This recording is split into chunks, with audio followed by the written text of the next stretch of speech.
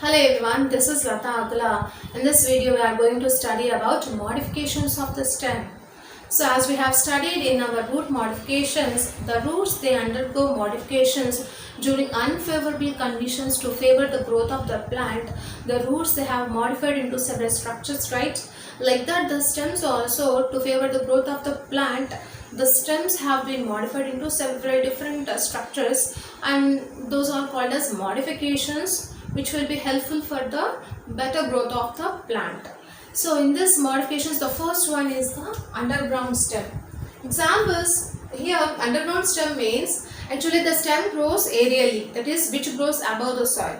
But whereas in some plants, they accumulate food material and which will be underground, which grows below the soil surface, they are called as underground stem. Example, potato and ginger are examples. And again, these underground stems are of various types like rhizome, tuber, corm and bulb.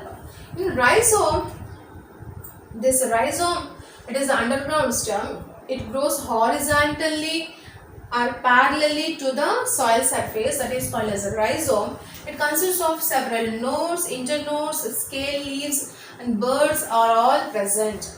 Example, ginger, banana, turmeric and fern are the examples for the rhizome. Another one is tuber. In tuber, the main example we can study is potato. Here the main stem which is present in the soil, that stem consists of lateral branches, right? Those lateral branches, they accumulate the terminal portions of those lateral branches of the stem, they accumulate food material and swollen. Those swollen structures are called as a tuber. And examples for these tubers are potato, Helianthus tuberosus, which is commonly called as Jerusalem artichoke. And another one is a corm. Here it is just like the rhizome. Here the corm is vertically structured. It is horizontally beneath the soil, right? This is the corm example is the colocasia. Here it is a vertical structure which is present beneath the soil. It do not have any branch structures, but it consists of nodes, internodes and scale leaves, all are present like the rhizome. But the main difference is it is horizontally growing structure and it is vertically growing structure. Example, Colocasia, Gladiolus, Colchicum, Crocus and Amorphophallus, which is commonly called as Jamaicanda. And the last one in underground stem is the bulb. Here the bulb is in this, these are the roots, this is the stem. Here the stem is reduced and disc shaped structure, and then the bird, see this is the bird. This bird is surrounded by concentric rings of membranous scaly leaves are present, and inner the leaf bases of these inner layers are fleshy and edible, whereas the outer layers of these leaves are dry and scaly, which are not edible. And here examples for this bulb are onion, lily, garlic. Again, this bulb is of two types, tunicated bulb and scaly bulb.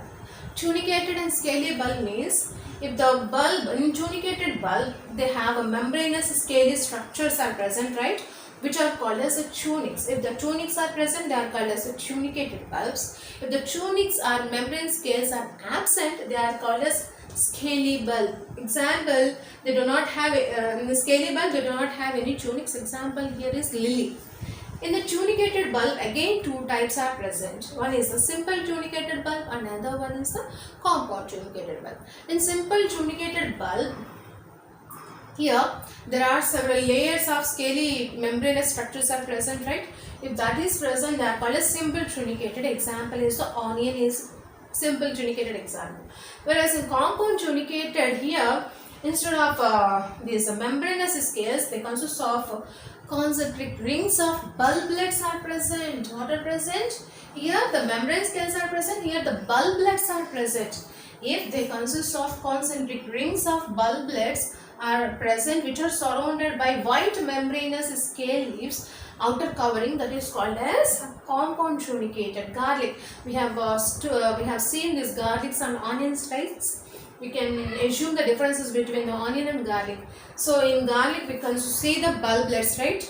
So if those presence of having these bulblets is the characteristic feature of the compound tunicated, whereas in simple tunicated, they consist of only tunics or membrane scaly leaves are present. Okay, this is about bulb.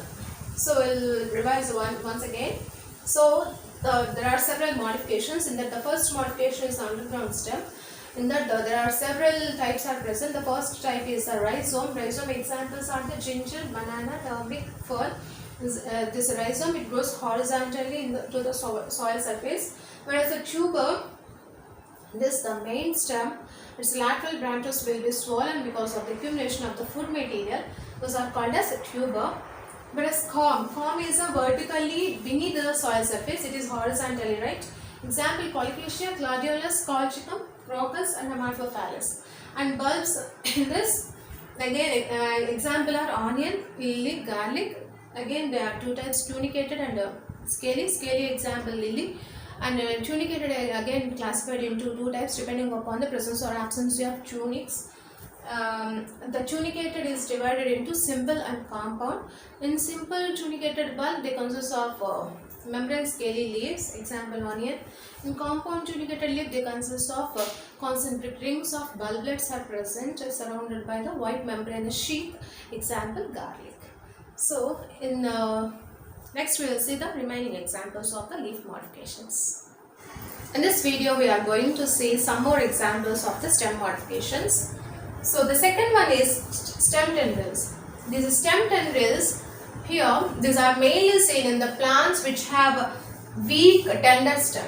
Examples for those plants are grapevine, gourds, pumpkin. In those plants, the stem is very weak and tender, so they need to climb for its proper growth. So for that condition, the axillary bud is modified into a coiled thread-like structure which is called as stem tendril. The function of this stem tendril is it is helpful for the climbing of the plant, because the big stem will not unable to climb.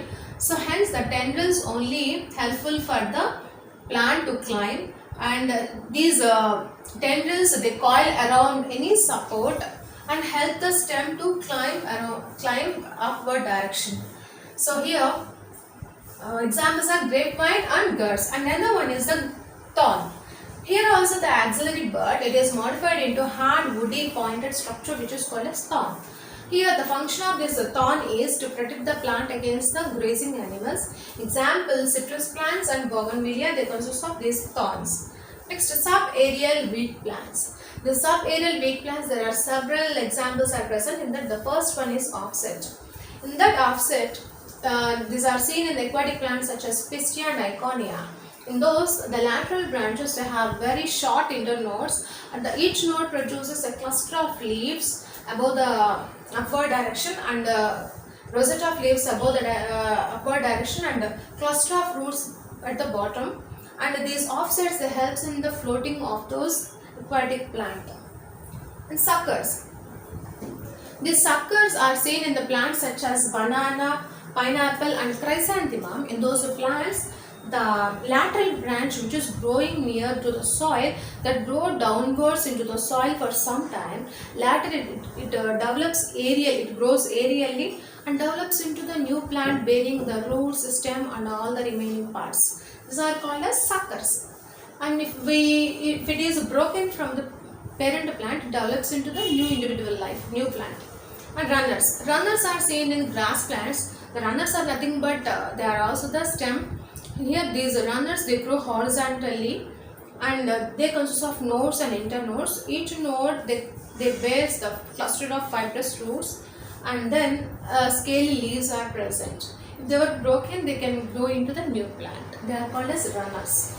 Next one, stolons. These stolons are seen in the mint and jasmine plants. Here the basal, here like this, here also the lateral branch which is growing towards the lateral branch which is growing towards the soil, that way first it grows upward direction. Here it is growing downwards, right?